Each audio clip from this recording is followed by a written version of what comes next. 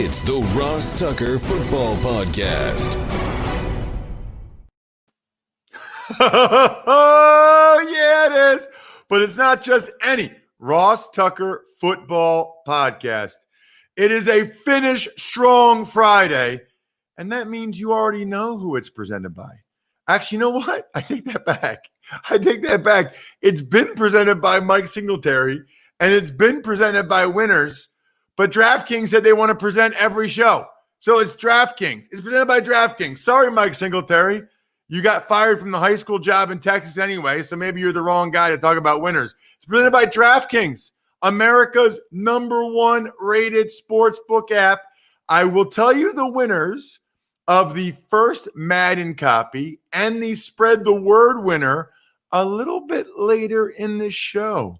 I'm changing things up on you guys a little bit. You think you know what the routine is. You think, oh, I know some of you, maybe you fast forward a little bit. Well, got to keep you on your toes. It's Big Show time with M-Dub. The Big Show. Every time I talk to this guy, I smile because A, I like him, and B, it brings back a happy time when we were all together at the Four Letter Network. And by the way, kicking some serious butt. They didn't realize it.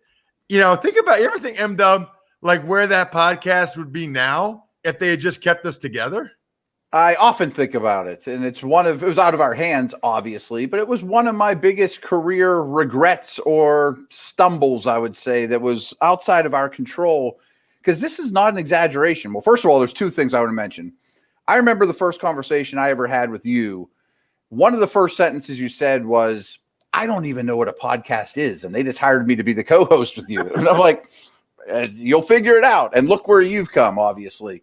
But at that time, I don't think this is an exaggeration, and correct me if I'm wrong, because that podcast was started the exact same time as the one that Matthew Berry hosts now. They were fantasy, we were we were NFL, and it was the biggest NFL podcast in the world at that time. Not everyone and their mom had one at that point. It was #1. I mean, I remember Barry Sanders stopped by on a Wednesday. Joe Green was there on a Wednesday.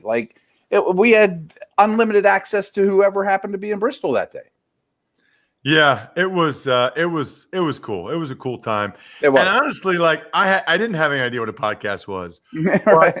I loved it. I mean, I put on my headset. I talked to Jay. I talked to you. We talked about football. You had the scout. You had the player. You had the fan and Jay. We had a good thing going. You still have a lot of good things going, by the way, man. I see you're at the podcast studio right now. Before I forget at the end, what are all the things you got going right now? I know you're doing a lot of Steelers stuff. I do a lot of Steelers stuff, and obviously this is a strange year. I am not a Steeler employee, but I now get checks that have the Steeler helmet and are signed by Mr. Rooney on it as the Steeler Nation radio host. They do a show every day. Right now I'm doing 2 a day. During the season, it's 4 to 6 every day. But if you go to the Steeler app, I'm on it all the time. If you go to Steelers.com, I'm on it all the time. I mentioned the one thing I really want to pump, though, is because it's an important time for me, is after I left ESPN, I started the Locked On NFL podcast. And the Locked On network has grown like crazy. But just this week, our feeds changed. So the name of my show now is the Peacock and Williamson NFL Show. So if you subscribe to Locked On NFL, you have to go back and do a search for Peacock and Williamson, and please subscribe. It would really help me out. Got it. All right. And so it's got to be cool for you. I mean, I could go into a whole other thing about why'd you change the name? Why'd you do that? But I won't even go there. Yeah. I'll just ask you, how cool is it for you to get checks from the Steelers? I remember taking a picture of my first one and sending it to my parents going, I've wanted one of these since I was 7. I'd write letters to Chuck Noll and Tony Dungy, the defensive coordinator, and things like that. I remember writing them a letter of how they should trade for Marcus Allen in 1984. So it's pretty darn cool. Yes. So it's funny because even though, I played for a bunch of teams or whatever, it was still cool the first couple of times I got checks from the Eagles too. It's like I'm finally getting paid by the Eagles. They never wanted me to actually play. The Eagles evidently think I'm a better talker than I am a player. Yeah, right. That makes perfect sense. Or nothing wrong with that. All right, so stuff two you've done things with I Penn wanted to State, get into. sure, too. What's that? Stuff you've done with Penn State too, I'm sure. Yeah. So two things I wanted to get into with you. Number one, well, three, I guess. I kind of wanted some bold predictions from you because I know that you really dive into the statistics and you're all over it. So I wanted to get some bold predictions from you. And then also just in general, your takes, thoughts on this year. And then in particular, what you're seeing from the team that you cover every single day. And that's the Pittburgh Steelers. So why don't we start? Give me a team that you're high on that might surprise some people. I would say my boldest of predictions is I'm picking the Lions to win the NFC North. And half of that is because I am not fond of the other three teams in the division. So some of it, is not on their own merit. Although I do like that in the Dockway pickup for the Vikings. That's one of the first things that really, I think, improved that team. It's been a rough offseason for them. I've looked at Green Bay, though, and Packers fans are mad at me because, I said things like, this is the worst 13-3 team I've ever seen. Or as the season went on, I thought they were an average to slightly above average team, and I don't think this offseason helped them very much. I think the Bears offense has a chance to be one of the worst in the league. They might pick in the top 5 with a one or two bad injuries. So I don't feel strong about those guys. But meanwhile, I'm not the biggest Matt Patricia fan, don't get me wrong. And I think their defense still needs a lot of work. But boy, Matthew Stafford for me is hitting that axis in his career where he's really in his prime, kind of like Russell Wilson is, where his head and body are both at their peaks and you're not too reliant on arm strength and things like that. And they're using him right. And he's throwing the ball down the field. He's got a good group around him. They draft Swift to add to the mix. You'll probably like this. They drafted 2 guards, that doesn't sound like much, but it should firm up a decent offensive line. I think Kenny Galladay's a breakout player. I'm smitten with TJ Hawkinson. So sort of by default, but mostly on the merit of their offense, I think the Lions have a real good chance to win that division. Seems like that's a somewhat popular pick. I don't want to say popular, but when you ask people for a worst to first team, that is the one people give. And It makes sense. Stafford was playing really well last year till they got hurt. People look at their record. Jeff Driscoll, David Blau, and they lost a bunch of close games. If they had Stafford, they would have had a much better record. So I'm kind of with you on that. So I'm guessing you probably, in terms of like dark horse MVP picks, I'm guessing Stafford's one of them for you. He is. Obviously Lamar, Mahomes, and then I'd say, Wilson or even Watson, who I think is phenomenal too, would be the leaders in the clubhouse. These are long shot type guys. But Stafford, if they win the North, I think Stafford has a really good chance to be in that conversation. And then one that's a little closer to you is Carson Wentz, is another guy that I thought he played really well last year without any wide receivers. If the Eagles are a 10-6 team, Wentz might really jump up a quarterback tier too. I think he's, he already played an MVP level not long ago. He played extremely well the last 4 weeks of the year with the practice squad guys. He really did. He carried them. How about speaking of practice squad or young guys, do you have a rookie of the year dark horse pick? Cam Akers. And a lot of this, obviously Burrow, Edwards-Helaire are going to be the short odds, but you can get really good odds on Cam Akers, and I put a couple bucks on it. And my logic for that is I really think everyone looks at the Rams last year, who, oh, by the way, would have been a playoff team in this year's, if they're taking 7, and they were in the Super Bowl 2 years ago. And I think Coach McVay still knows a little bit about scheming up offense. But you watch that team last year, and I think everyone says, boy, their O-line stinks. That's why they couldn't run the ball. And it wasn't great, but it got better late in the year when no one seemed to notice after trading for Austin Corbett. And frankly, I thought Gurley was more of the problem than the blocking. That I thought he looked like a shell of himself. I really liked Cam Akers of Florida State. He had horrific blocking at the college level, but I think he's going to grab that job very early on, much more talented than ones around him, and get that Gurley role. And I think Gurley shot. In terms of the top teams, you and I were texting back and forth. I think it's interesting. You think that there are clearly 4 top teams in the NFL?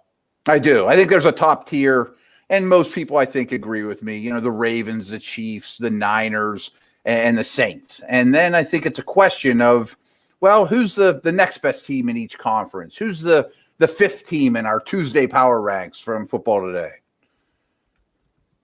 And who is it? It's Dallas to me. And I'm really intrigued by their front 7 on defense. Aldon Smith, all the reports are really glowing. Everson Griffin. I think the secondary is their weak area, but that's okay. I don't think it's horrific. I think the front 7 with a healthy Van Der Esch and those guys I mentioned are going to be quite strong. I think the coaching change goes a long way there.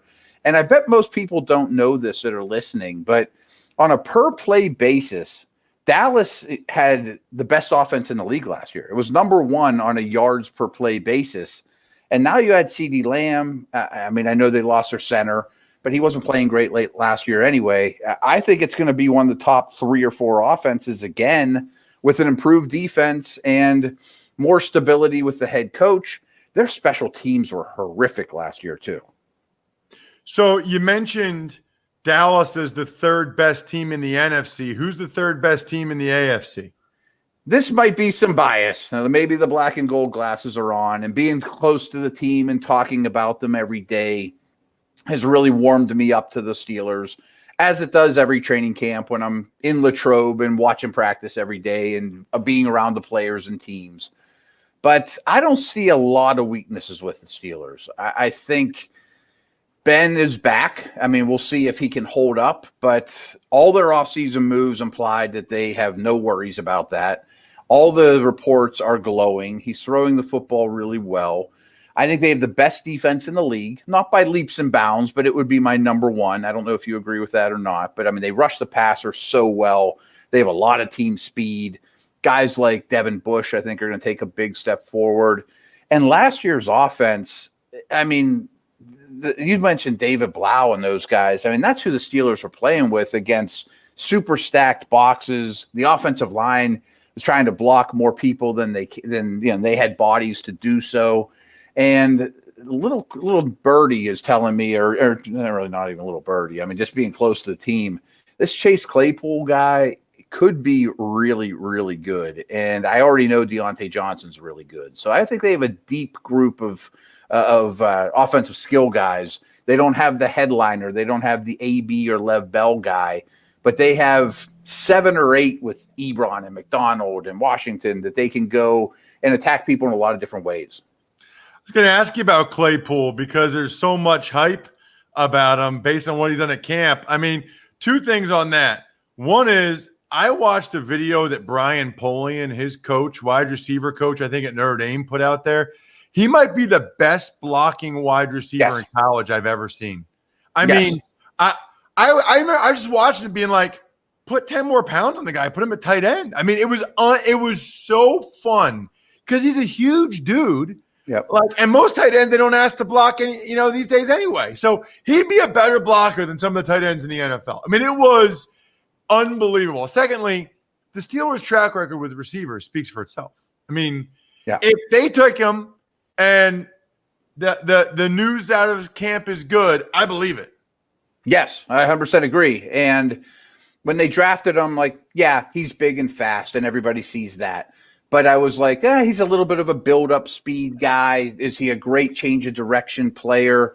And when you get to be near him and see and get all the reports and see what he's doing here, he changes direction, his body control, all those things are a lot better than I thought. High pointing the football. And I love that you mentioned the blocking because the second they drafted him, I did 20 hours of draft coverage for Steelers.com.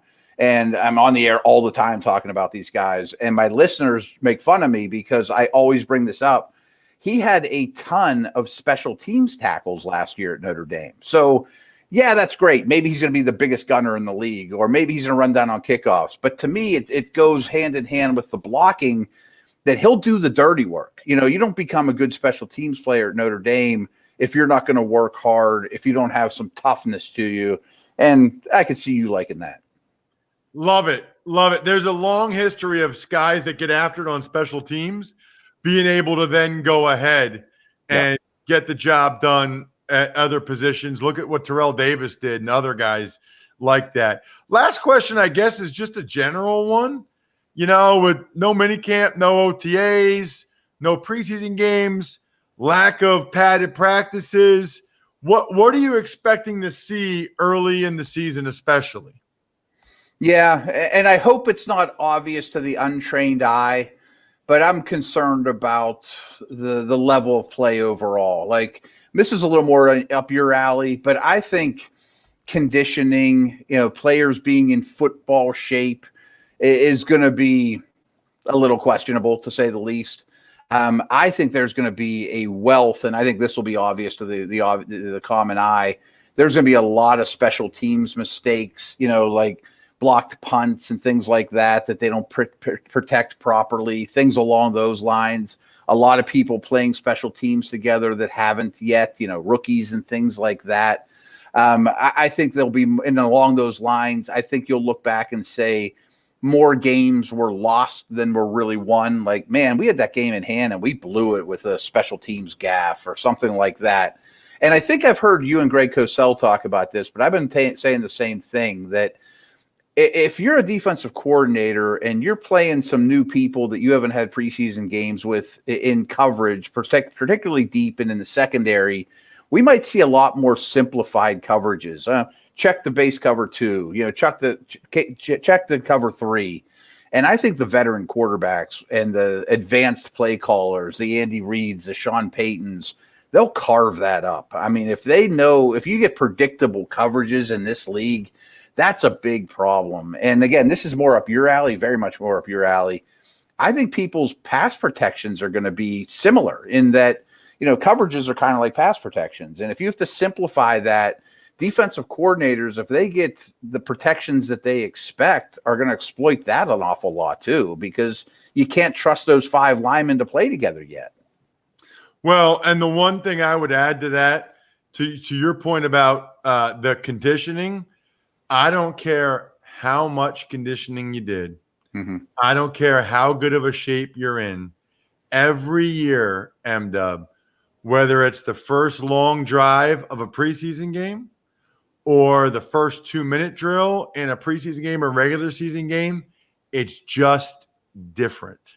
Yeah, I've seen guys that could not get out of their stance. I mean, it's just, no matter how much you it's just different, man. It just is. So great stuff, M-Dub. Absolutely love talking with you always. Again, give everybody your social media and what the action item they need to take, your preferred action item for today. Yeah, I am at Williamson NFL. You'll see everything there. And just do me a favor and go to the Peacock and Williamson NFL show and hit subscribe if you would for me. That'd be very helpful. Thanks, M-Dub. You got it, bud.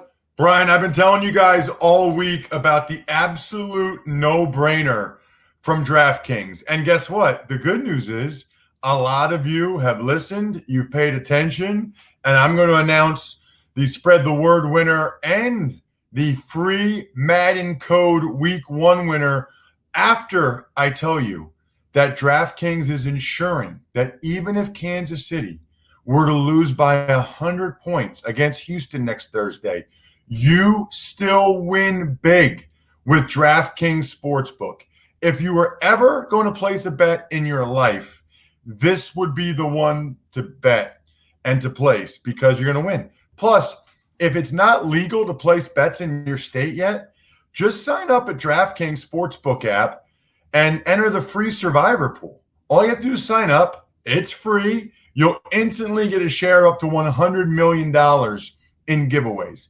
Download the top-rated DraftKings Sportsbook app now and use promo code ROSS to take advantage of this no-brainer of an offer. Again, promo code ROSS to get in on all of the action for a limited time only at DraftKings Sportsbook. Must be 21 or older, New Jersey or PA only. Bonus comprised of a first deposit bonus and a first bet match, each up to $500. Deposit bonus requires 25 times playthrough. Restrictions apply. See DraftKings.com/sportsbook for details. Gambling problem? Call 1-800-GAMBLER. Guess what, Bri? One of my favorite things we do each year, winners. Each week, we've got winners on Friday, including when we get to the Madden Code season. Spread the word, winner. Shady the DJ. No idea who that is, but he liked an Instagram post by intern Casey at RossTuckerPod. So shout out to Shady the DJ. Hit me up. Ross@RossTucker.com is my email address always for any of you. Ross@RossTucker.com. Congratulations, Shady the DJ. You want a signed picture? You want a signed card? Let me know. I'm happy to hook you up. The first Madden code goes to, and again, there's a lot of different ways that you can try to get a Madden code. You can hook up a lot of our different sponsors on the sponsor page at RossTucker.com. Obviously, a big push right now, though, is DraftKings because the season's starting, and DraftKings is awesome. Tom Richmond, you are the winner. Tommy, email me back, Ross@RossTucker.com. I can't remember if you said you were Xbox or PS4, so let me know. And the YouTube shout-out winner for a YouTube subscriber this week goes to Tony French. By the way, I noticed, Bri, like the last 2 or 3 YouTube subscriber winners, they haven't reached out to me to get the shout out. I don't know. Maybe they don't. I was going to say maybe they listen to the episodes. They don't watch them. Or they watch, but they don't listen. But even if you watch the whole episode, you would hear me say your names. Maybe they just watch the clips on our YouTube page, youtube.com/RossTuckerNFL. I don't know. But at any rate, Tony French, you are the winner. Let's get to the Tux Takes. Tux Takes. Let's start, Ross, in New England, where Cam Newton was not only named the starting quarterback, but he was also named a captain for the Patriots. Huge news. It really is. Now, look, that's the way it looked like it was going all season. So it's not that much of a surprise in that regard, I would say. But, all preseason, all camp. But look, there were some major concerns about Cam's shoulder, his foot. Obviously, Carolina had those concerns. Washington had those concerns. A lot of teams did. He signed for the minimum. And we all knew that the Patriots really liked Jarrett Stidham. Well, Stidham got hurt, wasn't playing well before he got hurt. Cam was evidently excellent. So for him to not only be the starting quarterback, but a captain says a lot. It certainly feels, Bri, like he's poised for a big year. Tux Takes. This next bit of news, hot off the press in Washington, the Washington Football Club has released Adrian Peterson. I'm glad we started this show today about an hour later than we normally do because we got to get this news in. And that reminds me, Bri, Monday's episode is going to be our first power rankings of the season, okay? Because it's Labor Day, travel, doing stuff with the family. We're going to do power rankings on Monday, and then Tuesday, I'm going to go over all of the different major transactions, Saturday's final cuts, Sunday's waiver claims, any trades that go through. Even Monday, teams are still tinkering with the roster. So I'm going to go over all that stuff on Tuesday morning's edition of the Ross Tucker Football Podcast. Monday will be a Power Rankings Monday.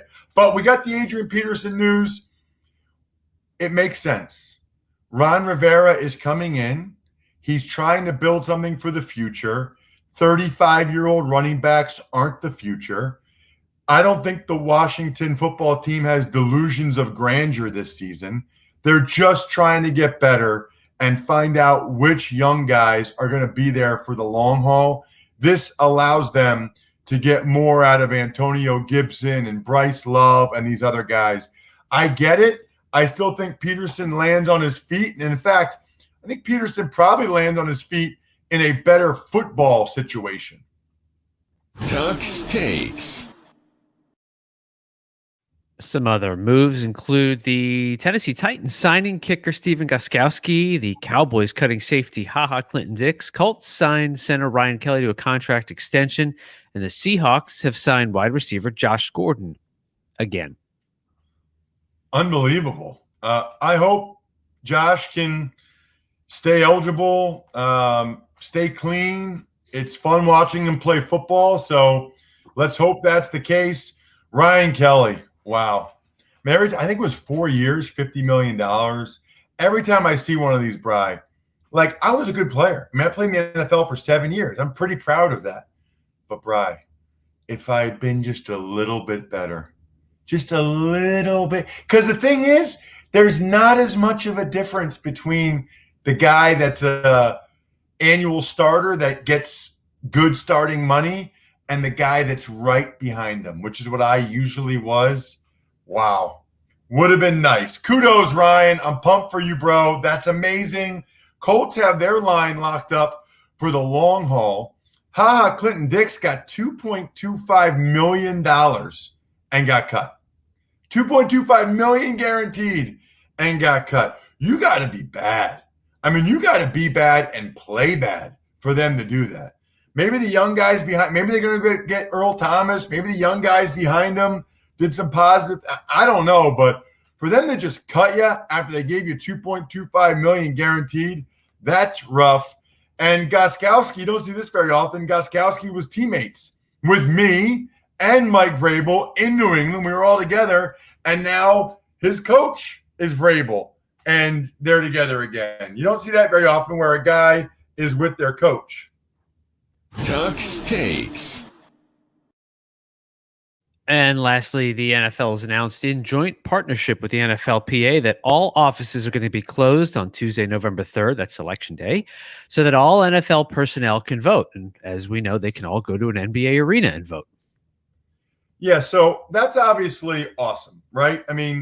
Any way that you make it easier for people to vote, I think is good. I'll probably just leave it at that, Brian. I have a couple other thoughts, but this is one of the things I think is highly problematic about our society right now, is I have a couple other thoughts, but inevitably somebody somehow would find a way to potentially get offended by them, even though I don't think they're controversial at all. It's just a couple of observations. It's just almost not worth it. It's a real problem, because it's the exact opposite of how I feel like our country should be. And it is the antithesis of what I learned at Princeton, which is being open to other people's ideas and listening, taking them into account, and then coming back and saying, well, I think this, that's how we all get better. That's how we all grow. But unfortunately, that's not the society we're living in right now. So instead, I will tell you that BetQL is awesome. And they have sharp data for all the NBA, NHL playoffs going on right now. Flyers, we got a shot. Game 7, Flyers. And with the NFL less than a week away, if you want to try to be as good as Fezzik and I this year again on the Even Money podcast, head over to BetQL.com, enter the code ROSS20, and you'll get 20% off your first monthly payment just to check it out. Or, by the way, you can go and check out what they have for free at BetQL.com or on the BetQL app if you want. Check out what they have. See if you like it or not. Either way, make sure you use the code ROSS20 for 20% off your first payment. Got to give shout outs, Bri, to all of our, I think we're done here, Patreon members, patreon.com/RTmedia. That's Pizza Boy Brewing. Had a guy this morning asking me about Pizza Boy Brewing. DynastyFreaks.com and Sporticulture. Love Sporticulture. Love all three of these, by the way. Love Pizza Boy Pizza and Beer. Love DynastyFreaks.com. That's an awesome website. Justin Christopher's the man. And Sporticulture. I might get something for my wife. She'll be like, you just got this because it's NFL. Yeah, well, maybe, babe. But anyway, other than that, I sincerely hope everyone has an awesome, awesome weekend. Enjoy the holiday weekend. As you're driving places, catch up on the Even Money podcast. We did our NFC season win totals. Catch up on everything else we got going. Fantasy Feast. We had 2 podcasts. My O-line rankings. If you want to hear where your team's ranked and your O-line's ranked, Joe gave his 5 fantasy football commandments. We have our fantasy football draft tonight that I'm excited about. And, of course, catching up on all of the Ross Tucker football podcasts. Next week, it is go time. It is week 1 in the NFL. Get excited. If you listen to the show, you have the disease, you have the sickness. Tell everybody else you know that has the disease and the sickness. And no, I'm not talking about coronavirus. I think we're done here. Thanks for listening to the Ross Tucker Football Podcast. Make sure to also subscribe to the Fantasy Feast, Even Money, Business of Sports, and College Draft. All available at Apple Podcasts, RossTucker.com, or wherever podcasts can be found.